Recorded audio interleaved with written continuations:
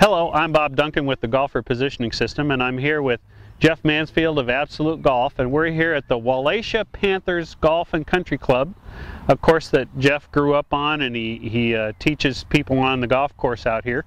And Jeff, we're on, this is number 11? Number 11, yep. Okay, and on number 11 we have a short par 4. We're going to talk a little bit about course mapping and how you play a different hole in different conditions and things.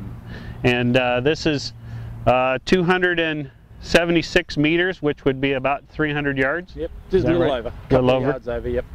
Okay. It's a hole that most people at that length, if you just saw the scorecard and you saw that it was 300 yards or 276 meters, you'd think it was a pretty easy hole to play. It's got a few things going about it that does make it a little bit difficult, and it's it's sort of one of those little sleeperish type short par 4s. You can notice as you go up there, there's a bit of elevation change in the fairway, and there's some trees around that make the driving of the hole a little bit more difficult. So yeah, this is a good hole for us to maybe show people maybe the right way to go about it, or maybe a way that may suit them a little bit better. Okay, so we're going to hit a couple of shots off the tee, and then we're going to go up by the green and map the hole backwards. Yep. So that's what we're going to do with course mapping. So great. You're going to hit a driver first and a 5-iron second. Cool. Okay, so go ahead and hit the driver and then the 5-iron.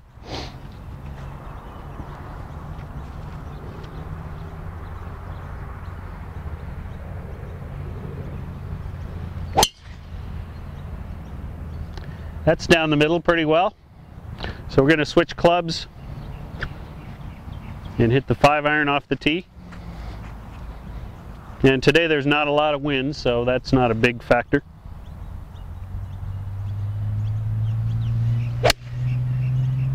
Very good. Let's go up and take a look and see where those are. Let's go.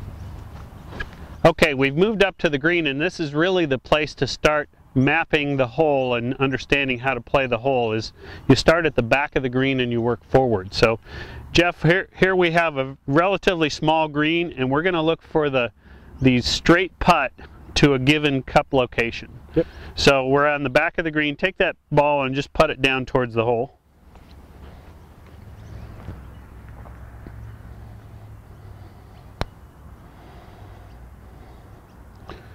Okay, and which way did it break? Marginally to the left. Marginally to the left. So that would mean the straight putt is over this way a little bit more.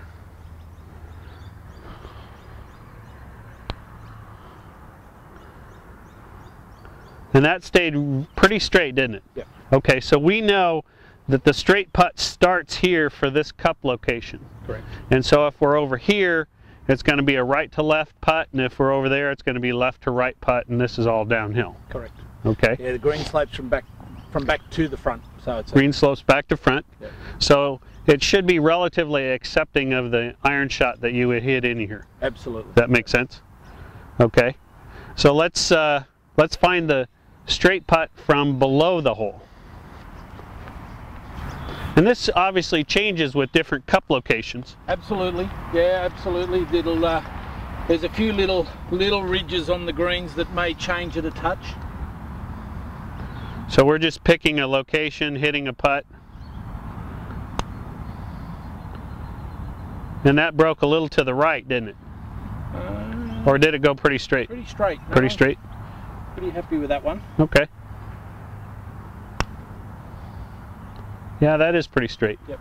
So that's a pretty good location for the uphill straight putt, and we found the downhill straight putt. You can keep it under the flag on this one. It's usually a pretty good putt at it from directly below. And what's great is we know on this cup location that from above, we know where the straight putt generally is. So, absolutely. This would be great if we could do this before the round every time. We can't really.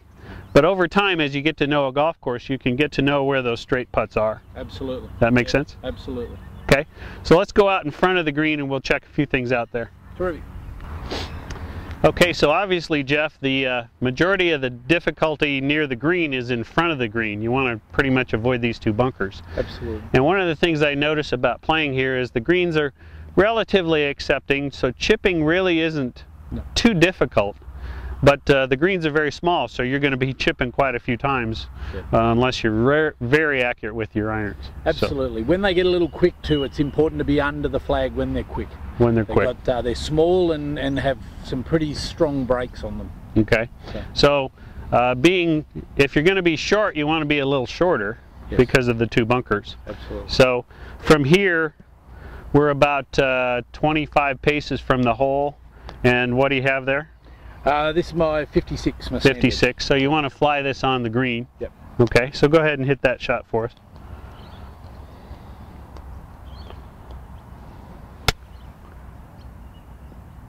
Very good.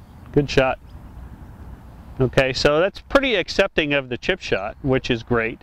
And avoiding the bunkers, you either want to be on the green or short of the bunkers on this hole. Absolutely. Yeah, there's not much room there to run the ball onto the green, and the type of grass that they have on this fairway and on most of the fairways here at Wallacia are a kikuyu grass, so the ball doesn't run a lot anyway. So the more lofted shot into it definitely makes a big difference. Very important where you're chipping from, as opposed to the shot's pretty much laid out for you. You've just got to make sure you're in the right place to play that shot. Yeah. So let's go back to where you hit your drives and let's see what's happening back there. Terrific. So I noticed you hit a bit of a fade off the right side for your tee shot up here, and this is the driver that you hit. And how far are we from the pin here?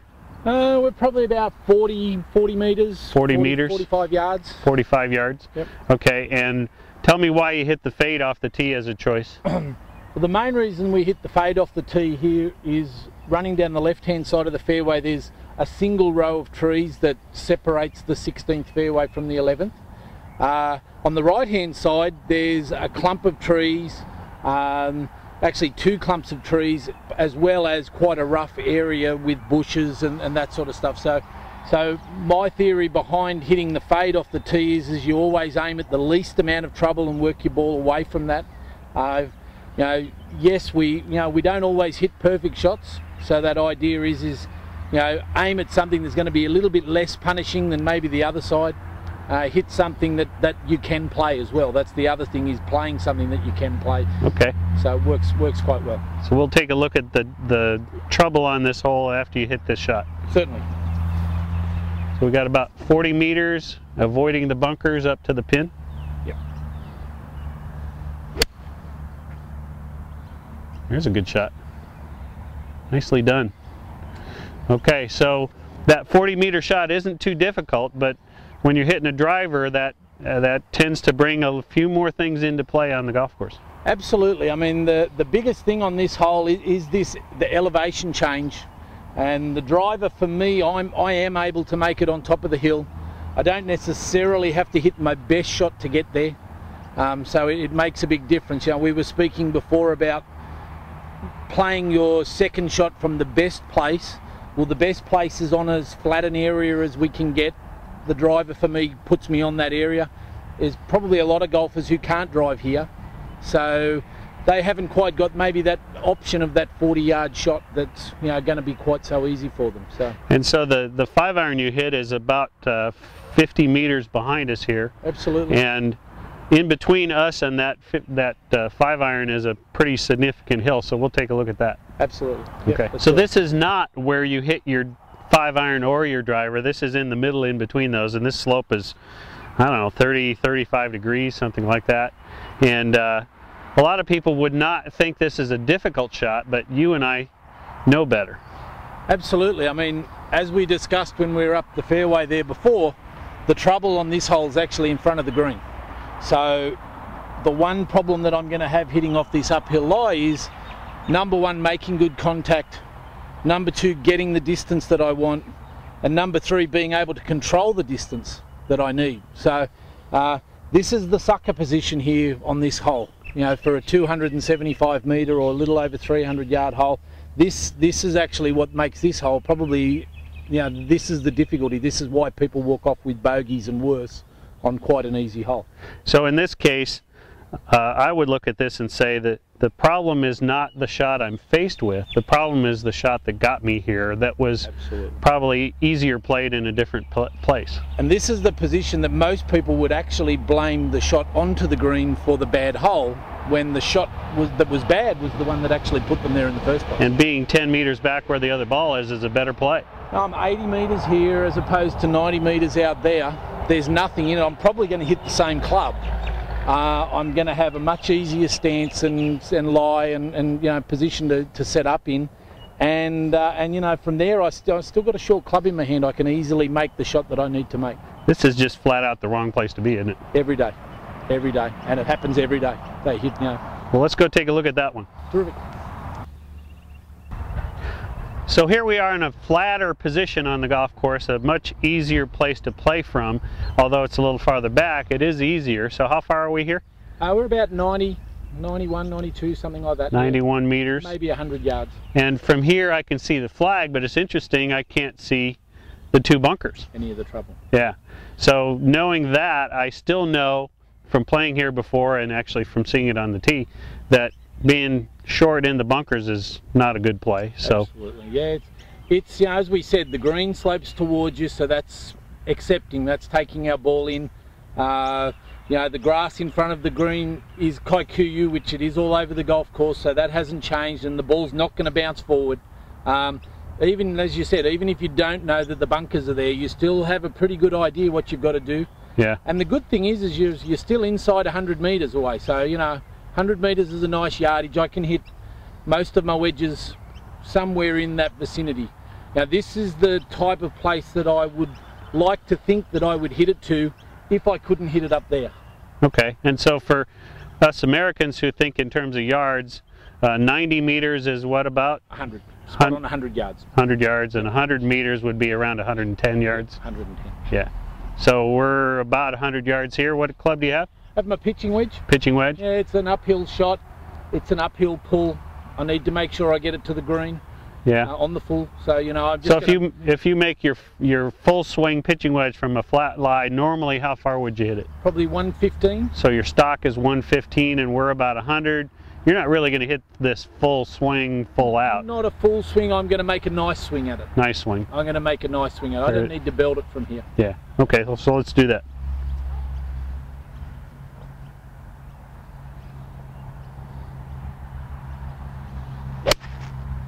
Ooh, that looks good. Going a little bit left. So looks like about 7 or 8 meters left of the flag. Is that fair? Yeah, that'd be pretty close. That'd be on the green. That'd give me the shot that that I need to do. And I mean, it's going to get me a good opportunity at a par. 9 times out of 10 from there. Okay. Hitting a 5-iron and a pitching wedge. So the interesting thing for me about this hole is there's certain places right there on the hillside to be avoided. Absolutely. Yeah, you want to avoid that because it's a difficult shot. And what you were just mentioning is you see quite a few divots that are on the hillside versus back here on the flat, there's a few less probably divots. Yeah. Well, and again, we were talking about where to hit it right and left and these sorts of things. Most of the people that I teach, they'll hit their 5-wood better than they hit their driver. They'll hit it straighter, they'll make better connection with it. For the sake of putting a nice driver here or a nice 5-wood in the middle of the fairway on the flat lie, they'll try and hit the driver for maybe the 1 out of 30 shot that they can hit on top of the hill. Probably 15 to 20 out of the 30 will go over there into the bush dead. And they're not going to make bogey from there, they're probably going to make double bogey. Well, actually we saw a few minutes ago that there's actually out of bounds over there. So there's out of bounds over there. There's actually there's a black snake over there as well. That's just even more reason not to hit it over Absolutely. there. Okay. So if we think that's the wrong place, that's really the wrong place. Absolutely. Too many critters over there. Yeah. Stay away from there. That makes sense. So in mapping this hole from the back of the green going back to the tee, we're finding all kinds of things to be avoided that in some ways are fairly easily avoided. And anytime you take a club with a little bit more loft, it's a little bit easier to hit it straight. Absolutely. The great sleeper golf holes in the world are short holes.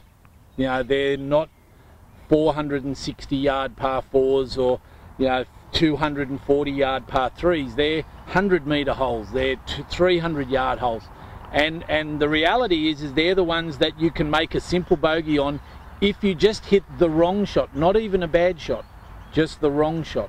So, you know, if you can play the right shot, you know, you're going to make your life a lot easier. If you're on an 18 handicap, you're going to have more pars. If you're on a 36 handicap, you're going to make more bogeys, which is going to help you lower your handicap, which is, without actually improving your golf swing. Yeah. All it's doing is improving the way you're playing the golf course. Makes sense. Yeah. So one of the things I love about this golf course is the greens are small. Yes.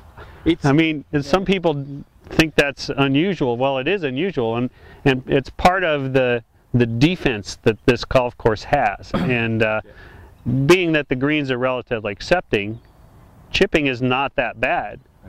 But you'll do quite a bit of it here, and that's part of the process of playing this golf course. It's an old-fashioned golf course. It's not length orientated. But if you go around here and you can hit 12 or 13 greens in regulation, you're going to have a good look at a lot of birdies. But it's how many times are you going to get it up and down? How many times are you going to have hit it in the wrong place to come at one of these quite severely sloping greens? And we see that a bit. You can hit a perfect, you can hit a tee shot that's 280 metres long, but be coming at the green from the wrong angle and not be able to hit the green from 40 metres. Yeah. And it's definitely the defence of this golf course when we play it the wrong way. And so for you, in being able to bring people out here and teaching them how to play golf on this golf course, every golf course is different, and there are a lot of things, a lot of slopes, a lot of grass conditions, a lot of landing zones and things that you can use to teach people what's going on. Absolutely. I mean, there's not a shot that you will need that you can't find out here somewhere. Oh, that's for sure. Yeah, that's for which sure. Is, knowing where you come from, and it's good that probably a golf course that could be so different could still offer those same challenges, and I think that's pretty important with any golf course, really. Definitely. Well, Jeff, thanks for running through this course mapping a lesson, and when you get a chance, book something with Jeff and come out here to Wallacia and learn how to play golf on the course. Thanks, Bob. Thank you.